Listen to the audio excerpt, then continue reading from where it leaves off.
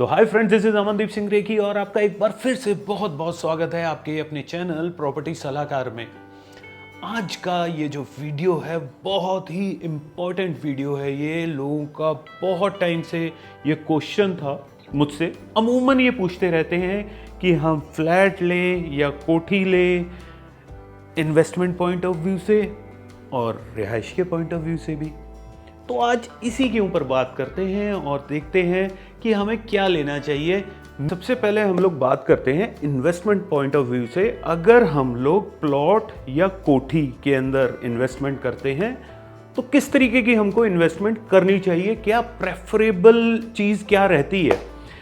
देखिए, अगर आप एक कोठी ले लेते हैं इन्वेस्टमेंट पॉइंट ऑफ व्यू से और आपने उसमें रिहाइश नहीं करनी है अपनी, तो आप किस जगह पर लोगे? नेचुरली बात है, किसी सिटी के सेंटर में लोगे या डेवलप्ड एरिया के अंदर आप लोगे अपनी कोठी। अब अगर आपने डेवलप्ड एरिया में कोठी ली है, क्योंकि प्लॉट रेट्स जो होते हैं वो कंपैरेटिवली काफ़ी हायर हो जाते हैं सिटी सेंटर्स में या जो डेवलप्ड एरिया हैं।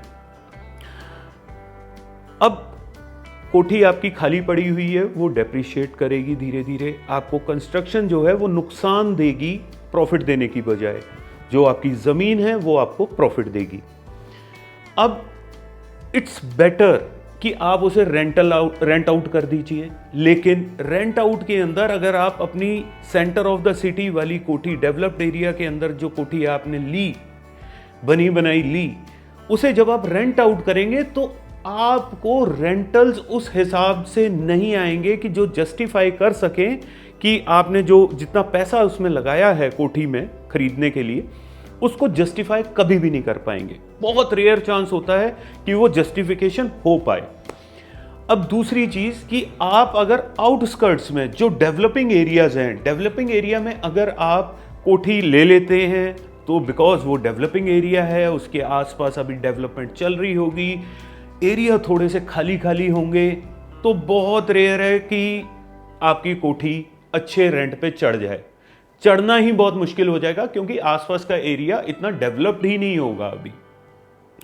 तो अगर आप इन्वेस्टमेंट पॉइंट ऑफ व्यू से देख रहे हैं तो इट्स बेटर, एटलीस्ट ये मेरी सजेशन है कि आप प्लॉट में इन्वेस्ट कर दें।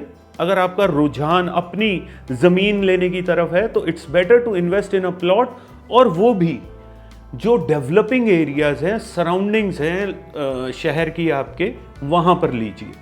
ठीक है, बाकी आपकी पॉकेट के अकॉर्डिंगली। अब होगा ये कि आपका जो प्लॉट होगा कंपैरेटिवली सस्ता होगा, जितनी ज़मीन सस्ती होगी उसके ग्रोथ के चांसेस उतने ही ज़्यादा होंगे। लेकिन आपने ये ज़रूर देखना है कि आप किस कंपनी के साथ इन्वेस्टमेंट करने जा रहे हैं, उसके फ्यूचर प्लान्स क्या हैं, उसकी ट्रैक रिकॉर्ड क्या है, जो उसने आज तक कहा वो डिलीवर किया, उसकी प्लानिंग कैसी है, इस चीज़ के ऊपर आप वर्किंग करिए। और अगर आप खुद वर्किंग नहीं कर सकते हैं तो आपका जो भी ब्रोकर है, ट्रस्टवर्दी ब्रोकर जो है, वो आपके लिए वो वर्किंग करके देता है। 1% की कमीशन लेता है, ठीक है, कोई बात नहीं, लेकिन आपको चीज़ अच्छी लेकर देगा वो। एक और बहुत ज़रूरी पॉइंट रहता है, प्लानिंग आपकी शॉर्ट टर्म है या लॉन्ग टर्म है। आपने ये तो डिसाइड कर लिया कि ठीक है, you are going to purchase a plot. अगर आपकी प्लानिंग शॉर्ट टर्म है, पहले यही डिस्कस करते हैं, शॉर्ट टर्म में भी दो चीज़ें आ जाती हैं। शॉर्ट टर्म हम साल, 1.5 साल, 2 साल को भी शॉर्ट टर्म ही कहते हैं, और दूसरी आ जाती है अल्ट्रा शॉर्ट। ये मौके मिलते हैं मोस्टली इन्वेस्टर्स को। हर ब्रोकर का अपने पेट इन्वेस्टर्स का ग्रुप होता है, उसका एक क्लोज सर्कल होता है। होता क्या है कि कोई भी कंपनी जब प्री लॉन्चिंग स्टेज में होती है, आज एक कंपनी आई, उसने ये प्लान किया कि हम लोग ये लैंड के अंदर अपनी प्लॉटिंग लेकर आ रहे हैं, तो उनको एक इनिशियल इन्वेस्टमेंट चाहिए होती है काफ़ी कंपनियों को। तो वो क्या करती हैं, अपने क्लोज ब्रोकर्स को बुलाती हैं और एक ऑफर उनको देती हैं कि आपको मार्केट रेट से, जो कल को मार्केट में आएगा उससे एक थोड़ा सा नीचे हम आपको ऑफर कर रहे हैं, आप अपनी इनिशियल इन्वेस्टमेंट लेकर आइए। तो उस केस में सबसे जो उस पर्टिकुलर ब्रोकर के जो सबसे क्लोज ग्रुप है इन्वेस्टर्स का, वो एक्टिवेट होते हैं, वो पैसा पंप इन करते हैं उन्होंने 1 प्लॉट लिया, 10 प्लॉट लिए, 15 प्लॉट लिए, उनको मार्केट रेट से, जो मार्केट में कल को रेट आएगा जब रेरा आएगा, रेरा के आने से पहले भी रेट निकला होता है, थोड़ा बहुत फर्क होता है। अगर आप उस तरीके के इन्वेस्टमेंट के पैटर्न पे चलना चाहते हैं तो अगेन आप अपने ब्रोकर को कांटेक्ट करिए, वो आपको बताएगा कि अल्ट्रा शॉर्ट टर्म के लिए कौन सी ऑफर्स आज की डेट में अवेलेबल हैं, ब्रांड्स कौन कौन से अवेलेबल हैं, वो आपको इनसाइट इंफॉर्मेशन आपका ब्रोकर प्रोवाइड करेगा। जो बड़े इन्वेस्टर्स रेगुलर इन्वेस्टमेंट कर रहे होते हैं, कंपनी उनको खुद भी अप्रोच कर लेती है। सेकंड हो जाती है नॉर्मल शॉर्ट टर्म इन्वेस्टमेंट, वो आप किसी भी रेरा के आने के बाद आप अपना प्लॉट ले लीजिए। अगर आपको प्रोजेक्ट अच्छा लग रहा है तो वहाँ पर आप प्लॉट लेके रख लीजिए। आपकी ज़मीन है, ज़मीन एप्रिशिएट करेगी ही करेगी, चाहे वो लॉन्ग टर्म है चाहे शॉर्ट टर्म है, वो एप्रिसिएशन आपको मिलेगी ही मिलेगी। अब बात करते हैं सेल्फ यूज़ के पॉइंट ऑफ व्यू से। सेल्फ यूज़ अगर आपने करना है, आपने अपनी कोठी चाहे आपने बनी बनाई ली है, प्लानिंग के अंदर हैं, या आप खुद प्लॉट लेके बनाना चाहते हैं।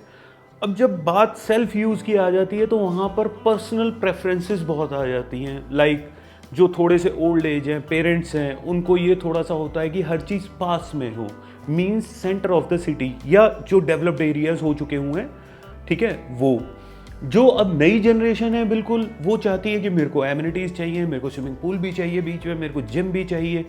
वो कहाँ मिलेगा? वो आपको मिलेगा जो एरियाज अभी रिसेंटली डेवलप्ड हुई हैं, नई कॉलोनीज, बड़े प्रोजेक्ट्स जो अभी डिलीवर हो चुके हुए हैं।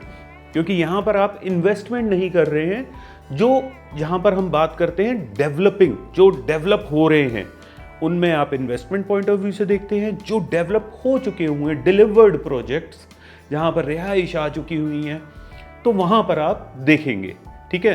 तो ये थोड़ा सा कॉन्ट्राडिक्टरी हो गया। अब अगर आप सेंटर ऑफ द सिटी जाते हैं तो पॉकेट एकदम ऊपर जाएगी, प्लॉट्स के रेट ₹1,00,000 गज भी हो सकता है, ₹2,00,000 गज भी हो सकता है।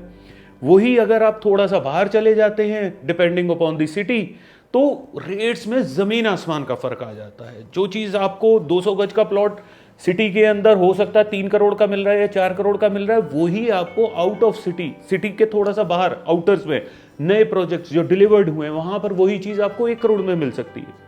तो बहुत बड़ा गैप है, ये चीज़ आपने देखनी है। अब अगले पॉइंट की डिस्कशन करते हैं कि फ्लैट वर्सेस प्लॉट या कोठी फॉर इन्वेस्टमेंट। तो सबसे पहले समझने वाली ये चीज़ है कि हमने एक साइड पे लिया प्लॉट डेवलपिंग एरिया के अंदर फॉर इन्वेस्टमेंट, ठीक है। दूसरी साइड पे हमने लिया एक फ्लैट, अगेन डेवलपिंग सोसाइटी, उसके अंदर हमने स्टार्टिंग स्टेज के ऊपर एक फ्लैट ले लिया। फ़र्क क्या है?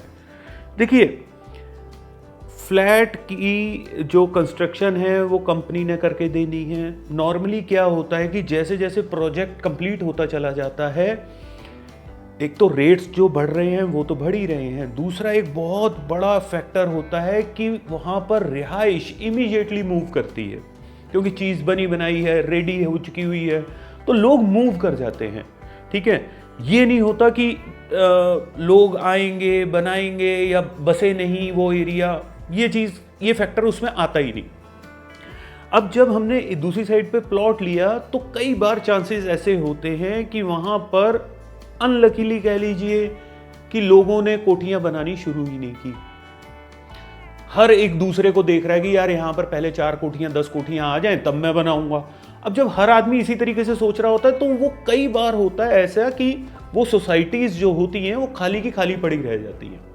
तो ये थोड़ा सा आपने प्रोजेक्ट लेते वक्त ये चीज़ देखनी है कि आप जो प्लॉट ले रहे हैं वो कैसी सोसाइटी में ले रहे हैं, वहाँ पर प्रोडक्ट मिक्स है या नहीं है, बिल्डर ने या जो डेवलपर है उसने कैसी टर्म एंड कंडीशंस रखी हैं कि आपको बनाने का, उसने जिसको बेचा प्लॉट उसके ऊपर ये शर्त रखी है कि आपको इतनी देर में कंस्ट्रक्शन स्टार्ट करनी पड़ेगी, इन्वेस्टमेंट कैसे लोगों को हुई है। ये बेसिकली आपको यहाँ पर आपका ब्रोकर बहुत अच्छा गाइड करता है।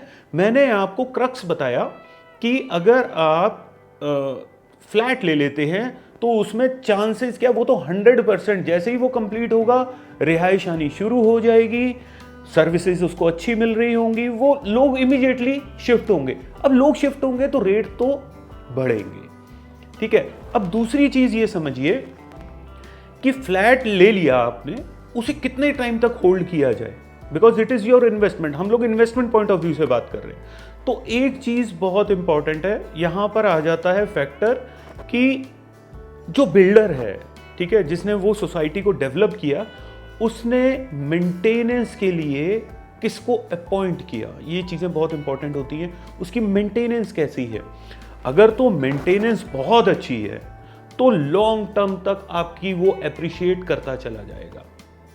अगर मेंटेनेंस अच्छी नहीं है तो डिलीवरी के 3-4 साल, 5 साल, 6 साल के अंदर अंदर उसके अंदर स्टेगनेंसी सी आने लग जाएगी रेट। बिकॉज होता क्या है कि हर एक को ना प्रॉपर्टी चाहिए एकदम चमकती हुई।